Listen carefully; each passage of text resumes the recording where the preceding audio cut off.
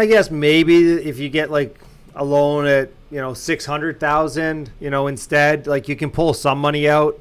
It'll cash flow if you're managing it yourself. It could be worthwhile. But why would I want to buy anything in Ontario right now? Where do you think rents are going to go in the next 5 years and values?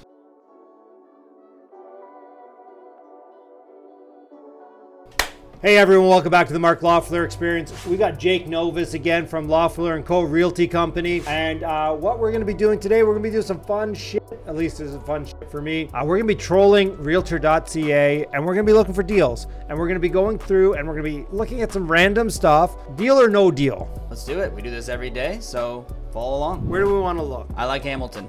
All right, let's look in the hammer. Look in the hammer. Okay, what are we gonna filter here? Do we want to find a multi? Are good right now. All right, so what are we looking for here, Jake? Let's go find a cheap duplex. No, I don't want to give feedback. Any price? Keep it under 650, 700 because we need to make money. We got the $1 listing by Joe Mizak on Barton. Make an offer. Yeah, make an offer. Lots of stuff cheap in Brantford. Oh, you said Hamilton Mountain, right? Let's do it, yeah. So we got green cedar there.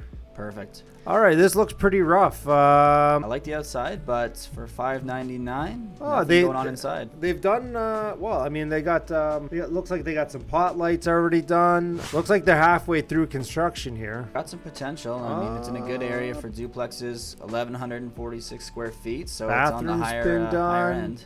Brand new furnace, brand new hot water tank. Separate entrance looks good. Here's the plan.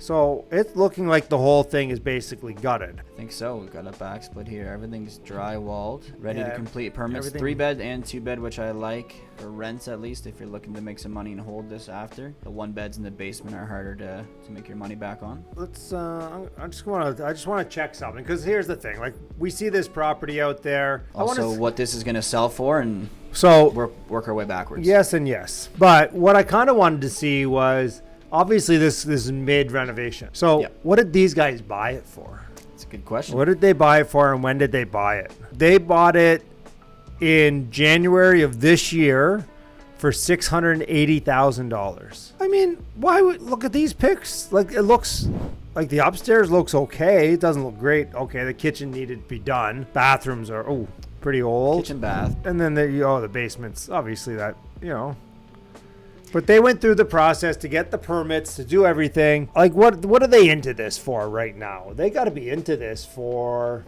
$750, maybe so, $775 since March. And like, what's this actually going to sell for? I mean, if you're looking at duplexes on the mountain right now, if you're finished, you're probably around $850 to $900. Yeah. If you need to put another 100 into it to finish this thing, I think you're more than 100 to finish this. To finish both levels now that the top's opened up. Yeah, like I mean, you're just doing flooring at 1,750 square feet. Call it $5 a square. You're 10 grand there, 15 grand.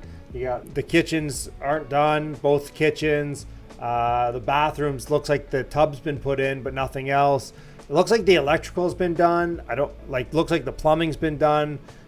So really you're just finishing, but I still think you're $150 to $175 to finish this. Yeah, so then you're going to want to pick it up for under $650 to have any room for profit, really?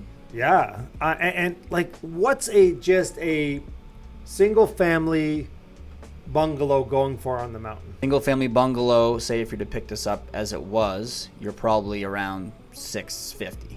Yeah, I'd say $625 to $650. Yeah, right around that mark. So because they've gone and done the legal permitting and the electrical, all that stuff, obviously there's some value to an investor. So maybe, like you said, $650, right? Mm-hmm. All right, well, let's just go through and look at what $650 would get us. We'll just use our good old calculator we just used for the triplex. So we're going to buy it for $650. We're going to put $520 into it. Land transfer, because we're in the great province of Ontario, $8,450. If we were buying this in Alberta, not only would it be half price, no land transfer tax. Stop trying to take our clients to Alberta. $150 to $175. Okay. Downstairs, 2-bed. I mean, it's a big unit. They're 1,000 square feet. You're probably still around 2,200. Okay, I was gonna say 21. So let's go 2150, and then we're right on the middle. We're right on the level that you said. So $4,800 a month. So we're not going to get any laundry. We're probably not going to get any parking on that, right? Nope. Everything, all utilities offloaded to the tenants. So we're going to pay zero. We're not going to pay water or anything. Yep. Okay. Have them do their own lawn and snow. Not much maintenance. And we have the property taxes amount per year is $43.58. That can't be right. Let's call it $4,400 because it's going to go up. Insurance, call it $3,000. Property management, $800. Or sorry, 8%. Sorry. Repairs and maintenance. It's going to be brand new. I would keep it low, but like 5%, 4%, 4%. Yeah. Okay, we'll do 4% on that. So after repair, I mean, like with not including the 175, you're at a 6.42 cap. Like in a 30-year amortization at 6%, you're making $381 a month on the original purchase price. So let's just call this, what'd you say, $850 after? Yeah, this will be a nice one. So maybe $875. Yeah. So obviously you're not cash flowing after. That's a little bit less than a 5 cap. Even if you manage it yourself on a 30-year, you're probably just going to almost break even. Mm-hmm. But, okay, so why would somebody buy a property like this? Well, the alternative is you go buy a finished duplex or a turnkey duplex for $850 anyways. And, you're into it for the same amount. Likely you've got a bit more equity built in here. And, it's fully renovated. It's done. It's easy. And it's a place to park some money. Yeah. Compared to the alternatives on the market right now. And I guess maybe if you get like a loan at, $600,000, instead, like you can pull some money out. It'll cash flow if you're managing it yourself. It could be worthwhile. But why would I want to buy anything in Ontario right now? Where do you think rents are going to go in the next 5 years and values? So values is subjective. Subjective, yes. That's the word I was looking for, subjective. It's random. Yeah, nobody knows. Yeah. But rents... How many people are coming in? Where are they going to go? And I think CMHC just put a report out. We're going to be short 1.5 million homes in Ontario by 2030. So it was 1.5 million homes in Canada, of which 850,000 of those were in Ontario. And number one, we keep bringing more people in. We keep bringing students in. Yep. I know that like Guelph has said don't apply if you don't have somewhere to live because we have nowhere to house you.